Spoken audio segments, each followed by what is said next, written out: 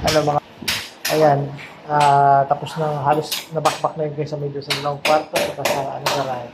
Ito naman, binabakbak na namin. Baba yun dito ba? Mga tiles ng lababo. Ayan. Dito mga boss, may gusto lang akong ipakita sa inyo. Kasi nga, tama ba yung ginawa dito ng una? Nung nagkabit, ano po?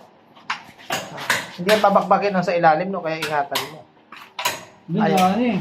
Ha? Tinakanan ko lang ng kahoy. Saan? Ayun, yung gray ko dyan. Bakit? Na ano eh. Hindi yung ano, hindi sumakit yung ano nila. Hindi ba, baguhin naman linya yan. Kaya lang, puro GI yata ang baka niya.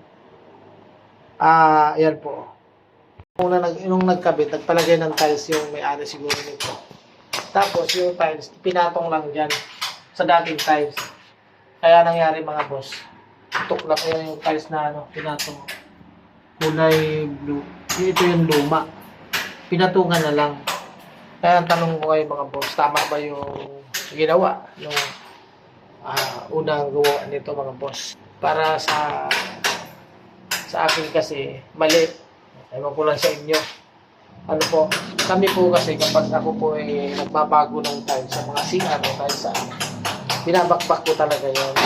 Kaya nangyari dito mga boss, nung siguro matagal na, kumapak. Hindi naman po kakapit ang kahit pa adhesive ang ginamit niya rito. Pero hindi talaga kakapit yun dyan sa makinis na tiles na yan. Diba? Kaya ang nangyari, kumuklap po yan. Ano na yan, no?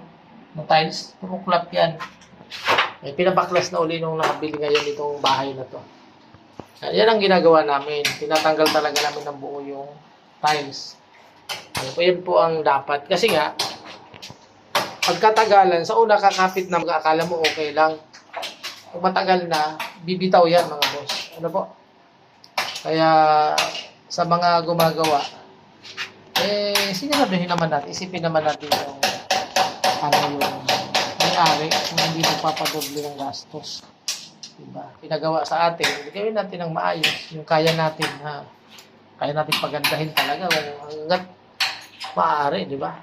Hindi pwede yung para lang kumita tayo, pwede na yon kahit hindi naman pwede. Tingnan nyo, kakapit po ba yung simento? Tingnan nyo, natuklap lang, yan ang pinag-anuhan nila. Anuhin mo lang, pukpukin mo lang ng konti yan mga boss wala na. Ayun. Kaya tanggal ng buo. Alam nyo kung gaano karabak? Ayun. Kasi kami, ito ginagawa namin. Ayan, tingnan nyo mga boss. Yan, ipapaguhin ng tiles yan. Pinatatanggal ko talaga, pinasisinsin namin. Pati flooring yan, kuya. Patanggalin. Yan ang tiles niya, papaguhin. Tanggal na yun dito. Di ba din ang medyo matagal, basta ayos mga boss. Yun lang ano po, sana wag tayong gagawa ng mga ganyang magkakaroon ng problema. Ano po mga boss. Yung iba kasi, okay na yan, pwede yan. Pwede sa una, pero pag matagal na, naangatan. Ayun lang.